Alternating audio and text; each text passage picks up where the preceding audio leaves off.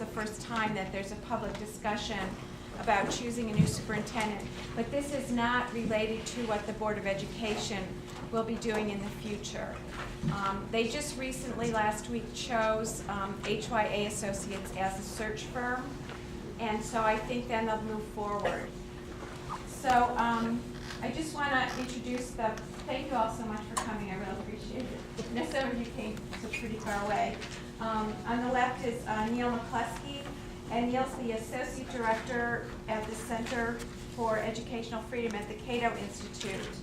And I looked online and found out that he actually did teach high school English, and at one point in his career, and covered educational issues as a journalist.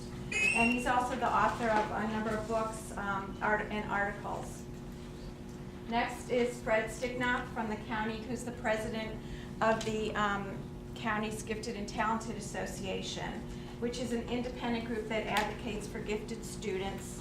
And he's the parent of 2 children in the public school system. Great. Next then, Emily Barton, who's the executive director of Teach for America for the DC region. And she works on programs and development in the DC region.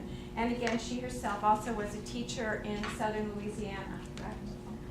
And to her left is Lyda Astro. Lyda is an attorney that represents families of children with disabilities, and she helps them receive a free, appropriate public education. She's also the parent of 2 children, 2 students who receive special education services. She was the former special needs chairperson of Beverly Farms Elementary School PTA, and as many of you know, she was a candidate for Board of Education also last spring. And then finally, Phil Kaufman, who's on the Board of Education itself. He's a current member of the Board of Education, and he's a member of the ad hoc committee on the superintendent search process. He also chairs the board's fiscal management committee, and he's a member of the committee on special populations, which was formed last year. And Phil is basically here to help us, guide us through what the board intends the process to be, answer some questions, and help us with the timeline and so forth.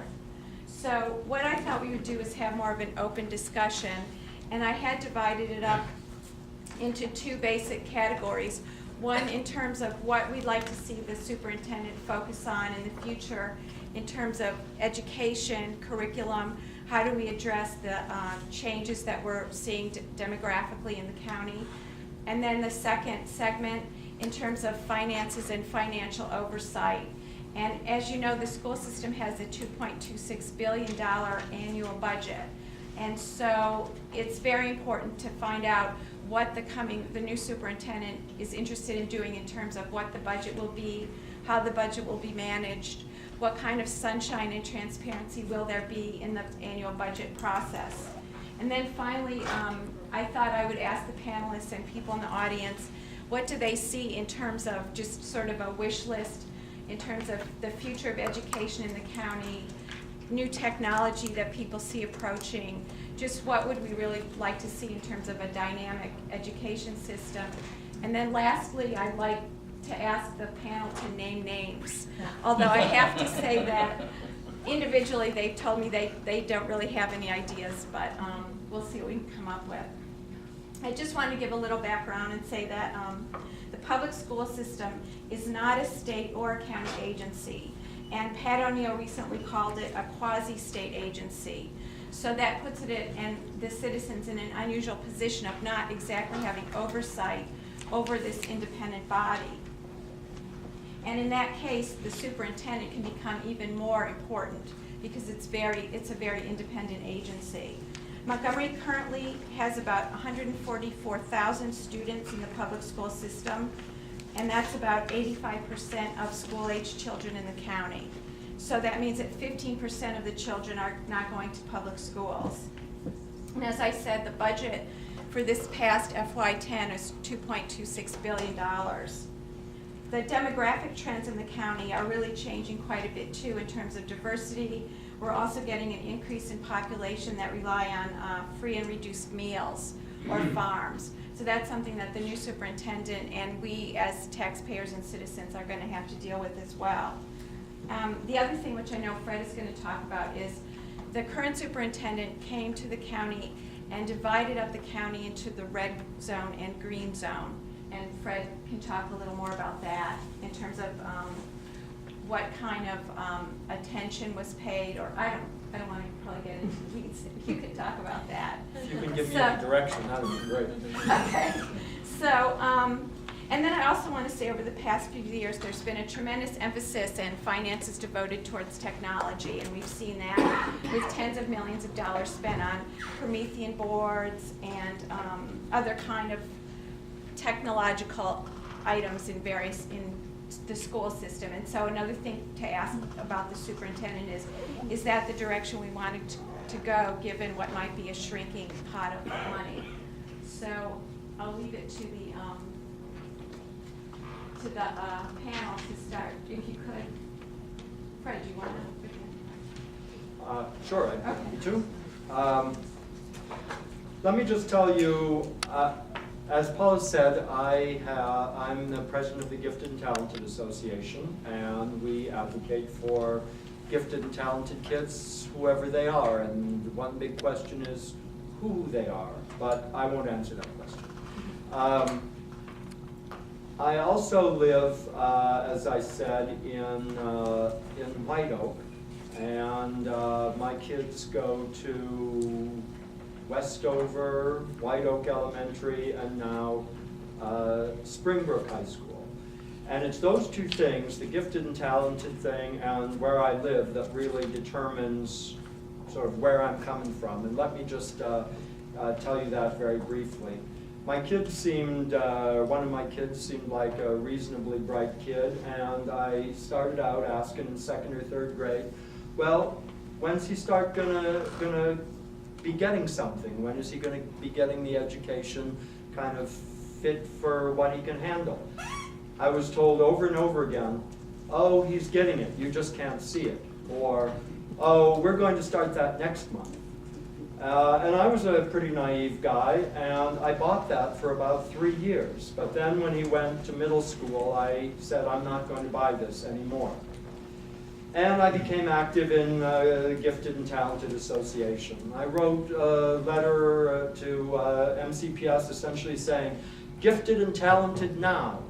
And I got a note back from a fairly high-ranking guy, Steve Bedford, for the people who know these guys. And Steve essentially told me that no argument could be heard in Montgomery County that didn't address the achievement gap. It wasn't that they weren't going to think about them, they couldn't hear them, they couldn't process points that weren't based on the achievement gap. So that was enlightening for me. And I said, well, how am I going to recast my argument as an achievement gap argument? And then I said, well, where do you live? And then I realized. And now my perspective is that we live in a system that's really two school systems, separate and unequal.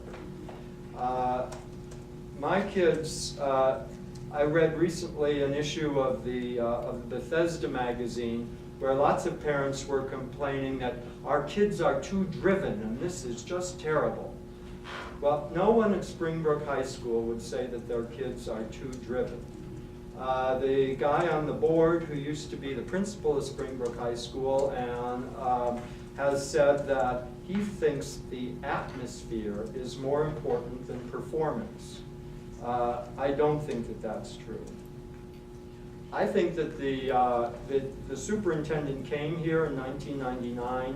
He talked about seeing these two school systems. He called mine the red zone, which generally covers Tacoma Park, Wheaton, Silver Spring, and then kind of a triangle pointing up toward 10 o'clock through Rockville up into Gaithersburg. He called it that because it had the largest percentage of poor kids, Hispanic kids, and African American kids in the county.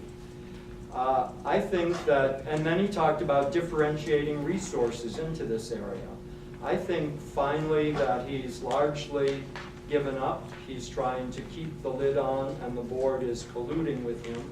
And I think that the next superintendent's biggest job, obviously, just like the last superintendent's biggest job, will be to attend to the differential, primarily in wealth in the county, and how to keep, how to make progress for kids in the red zone.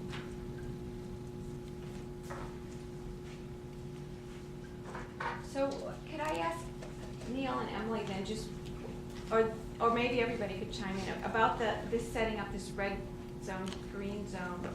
Do you think this is a way for a new superintendent to go forward, or not, or what?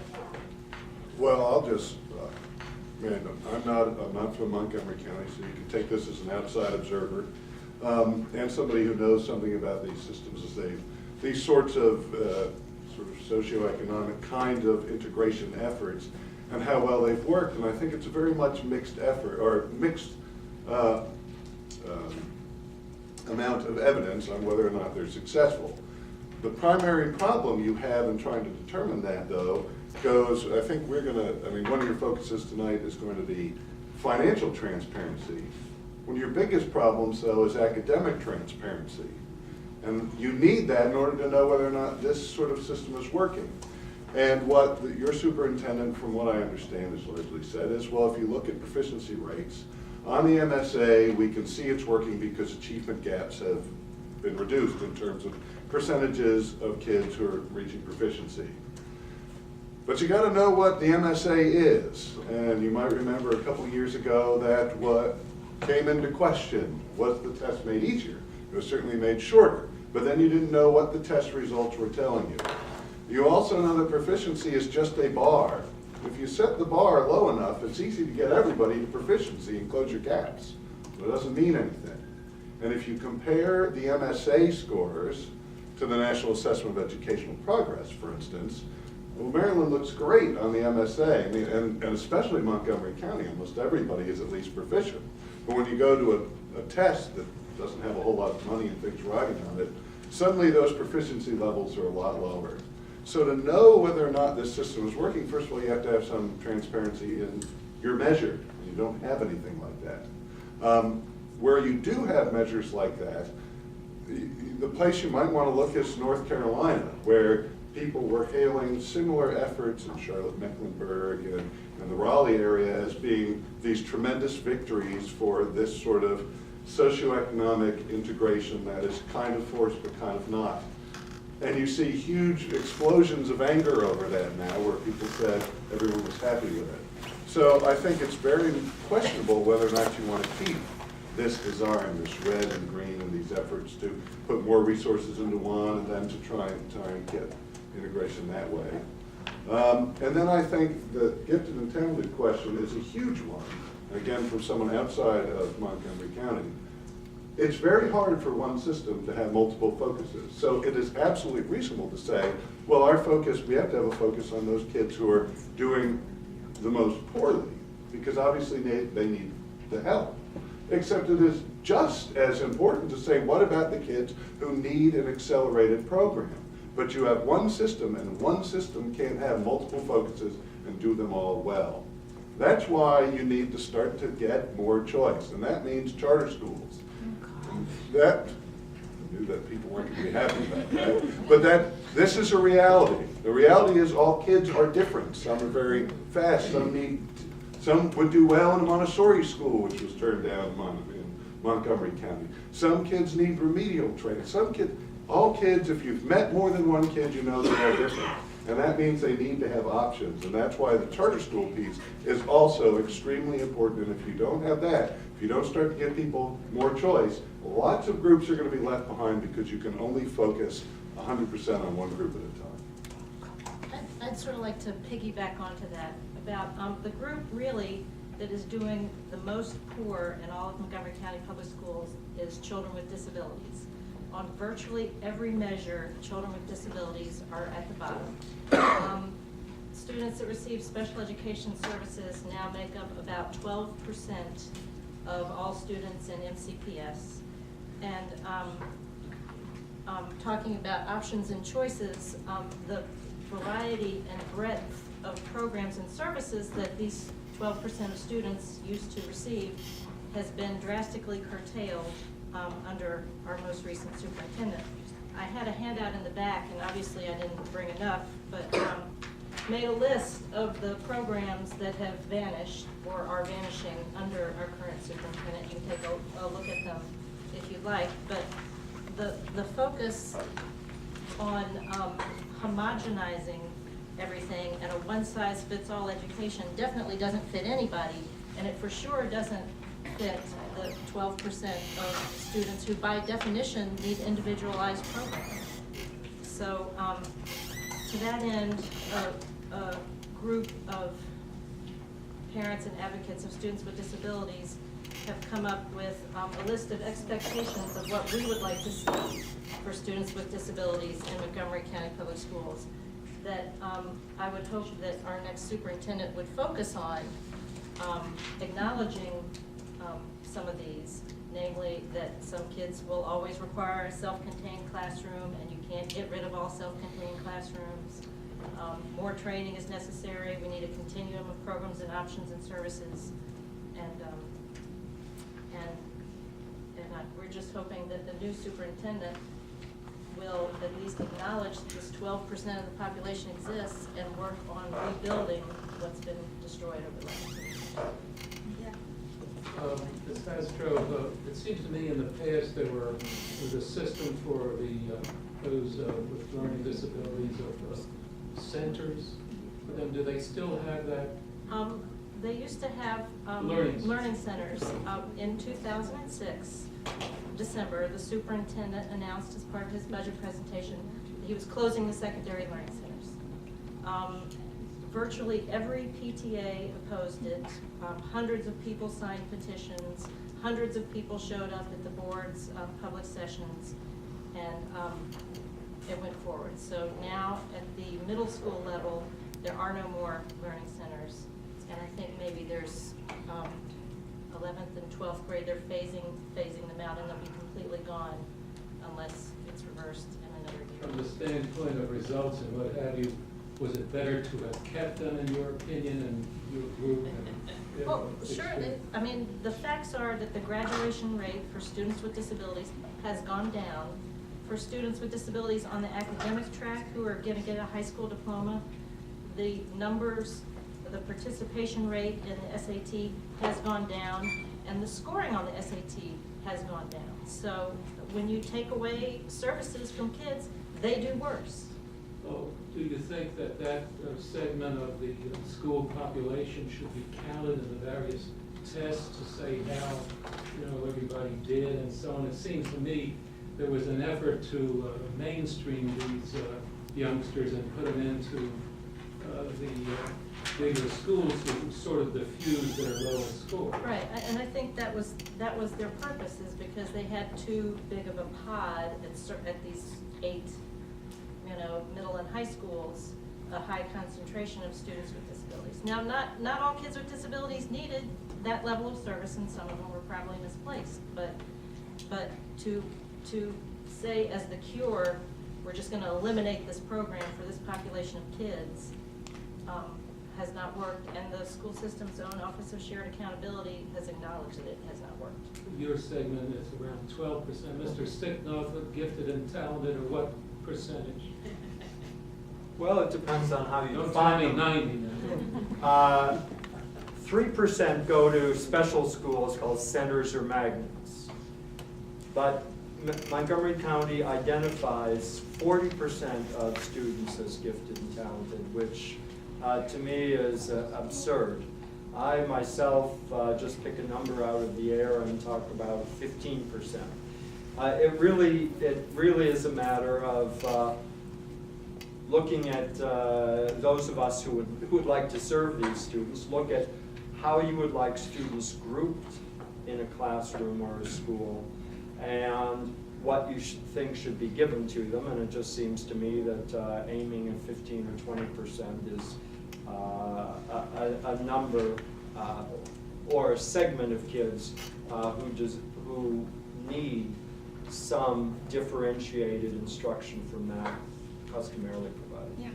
Just to follow up on your point there, you talked about the scores and how it's affecting it. Even though they got rid of these learning centers, I think you're finding now that more schools are failing their annual yearly progress because of subcategories like special education and farms.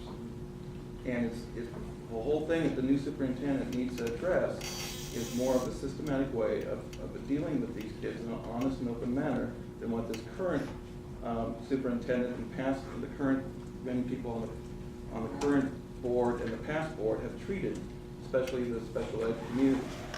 It's rife with examples from in the year 2000 there was a special ed forum, and that the head people at MCPS said, we'll do this every year. Well, everybody gave their feedback and it wasn't very good, never had another one. And there's cases of how the superintendent has done his best to marginalize and to place a lot of burden on the parents to be enforcers of the federal law called IDEA. And hopefully that whoever the new superintendent is will bring a fresh look to this and start including the parents of kids with disabilities as real active members in the community. So, Emily, I just want, what would your input, I mean, you've had sort of a broad range of looking around the country. Sure. I'm really honored to be here. Thank you for including me. It's rare for me to get to experience a conversation at this level. I've worked in 5 communities, all of which have more than 70% of students receiving free and reduced lunch, so this is a very different conversation. I think the premise that I come at this from, that I think what makes your demographic changes such a rich and exciting opportunity is the fundamental belief that all kids can be successful when given the right opportunity. And so clearly this change in leadership brings about a chance to really find a leader who shares that value. What we've seen across districts, and certainly across the 450 teachers that we have here in the region, working in DC schools and in Prince George's County schools, and also the 8,000 teachers we see across the country, is that talent is the most defining predictor of performance. So to the questions of where you put your resources, where you put your energy, we consistently find that wherever you see transformational results, you always see transformational leadership right behind that. Principals, teachers, school and district administrators. And so we have found that those principles of leadership that really achieve turnaround results tend to fall into 6 different categories. The first is setting very clear, ambitious, big goals. Sometimes goals that defy expectation, and often goals that require prioritization among different causes, and in a way that unfortunately right now in education we're probably not all going to get everything that we want at the same time. So difficult prioritization is always included in all of this. And then working hard to invest students, families, and communities towards those goals, planning purposefully towards them, executing a tight ship, being competent in management, continuously improving effectiveness, and then working relentlessly. So my education would lead me to believe that when looking for a new leader, questions about how that leader will improve over time, the values and attitudes informing that leader's approach. Do they believe all kids can be successful? Are they going to be excited about the rich diversity that's coming to this county? And then what are the goals that they would set and prioritize? And I think here, communities always have an opportunity to shape and influence that agenda, but are we talking about somebody who has a rationale for prioritizing, even if you might disagree with that rationale? I don't know if that's Yes. I think most of us came here because we wanted to know a lot more about the process of finding a new superintendent. And most of us also feel very disempowered from being engaged in that process or having any voice at all. So I would like to hear from all 5 of you how the headhunter corporation, or whatever you would call them, was chosen, what mandates they were given, and by whom, as to what we're looking for in a new superintendent, and how the headhunters will go about finding the best person for us?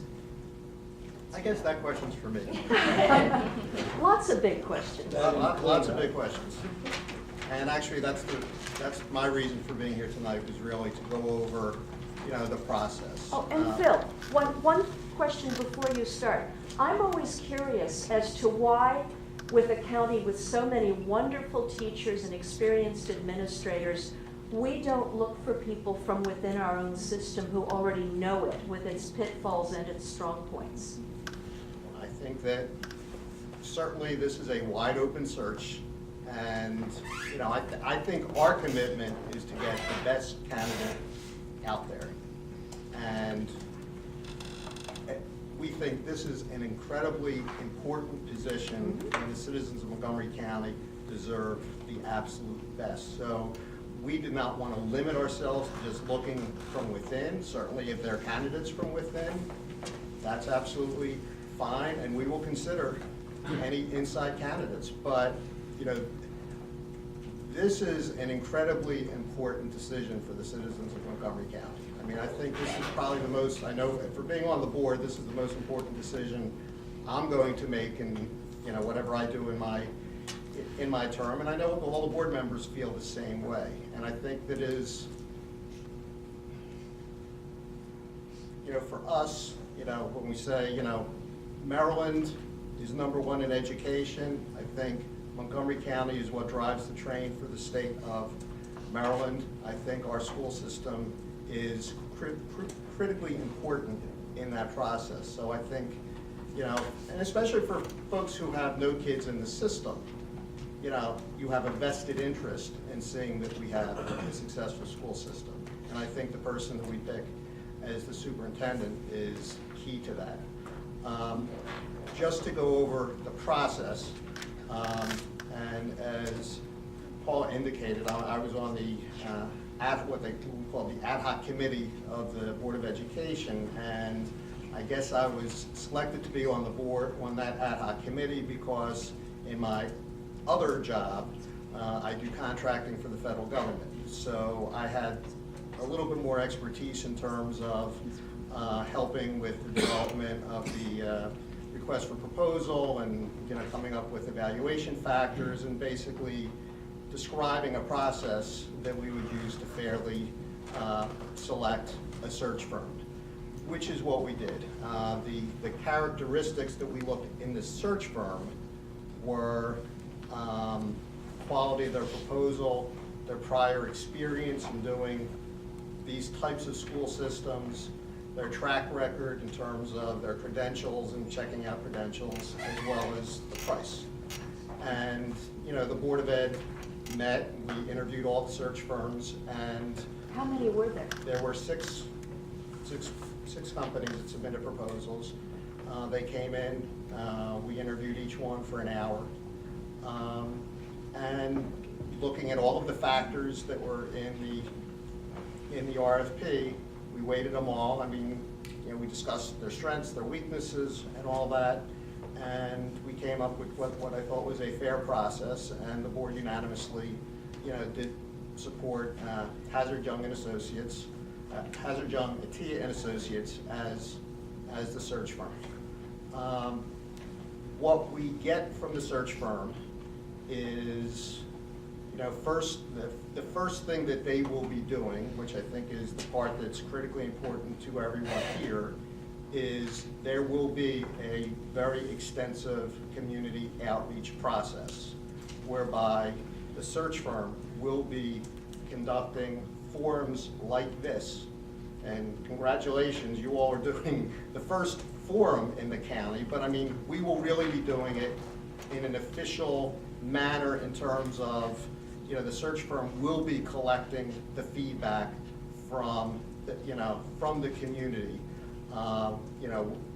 We will be talking with the search firm in terms of which community groups do we want to have specific processes, which parent groups, whether or not we meet with staff and all that, but there will be a series of forums which will probably start, I'm guessing, in another 2 weeks. I mean, figure that the month of January is the month in which we will be getting community feedback. The search firm will also be meeting with key community stakeholders in terms of elected officials. There will be personal interviews with probably, most elected officials in the, county council, board members, county executive, but, there will be intensive interviews where we'll be, looking out to see, exactly what do other folks see as the key things that we're looking for in a superintendent. There will also be, I think they've indicated to us, they've got a questionnaire that will be posted on our website, and we'll talk to the search firm in terms of, what are we going to be looking for in their in the questionnaire that they put out, that we'll be sending that out as widely as possible. It'll be online. So, I know it's already translated in Spanish. We'll probably have it translated into multiple languages, but we will be generating that kind of feedback. Once all of that is collected in terms of the community, the community feedback, the next stage of the process will be the actual recruitment. And what we've learned from the search firms in our conversations is, posting, it'll be fine, we'll post an ad in the Washington Post and the New York Times and an Education Week, but mostly the way superintendents are found is they're recruited. And part of what the search firm provides is their network of consultants around the country where they know key people in different jurisdictions and different school systems and in colleges and all that, and they will reach out. Once they have our characteristics, they will then try to find matches. And that is part of the key thing that you hire a search firm to do. Once they find whatever, we will be talking to them, okay, how many folks do you want, do we want to talk to? Do they want to bring us 5? Do they want to bring us 10, 15, whatever? We haven't decided that number, but they will spend roughly six weeks or so doing the recruitment process. And then once it comes back with the names, we will have a series of interviews, where the board will be, they'll have structured interviews. And so, we will vet the candidates and with one round of interviews and then select finalists and then have, probably second, maybe a third round of interviews until we come to finalists. So can I just ask at 2 different points, the initial time when you say you're getting input from the public, you're going to have open meetings, for example, this was advertised and on listservs, rather than just you're going to choose specific stakeholders. You're going to have open meetings around the county?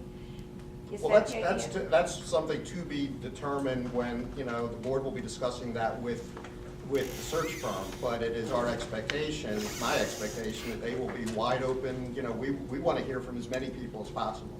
I mean, this is an important, Right. This is an important thing for us, and it's important for us to get as wide a range of viewpoints in terms of, from the community. So we certainly, they're not going to be private little meetings, with one group or another. I mean, You also said, though, excuse me, Phil, you said that you were going to look for or choose or recommend certain community groups to speak to.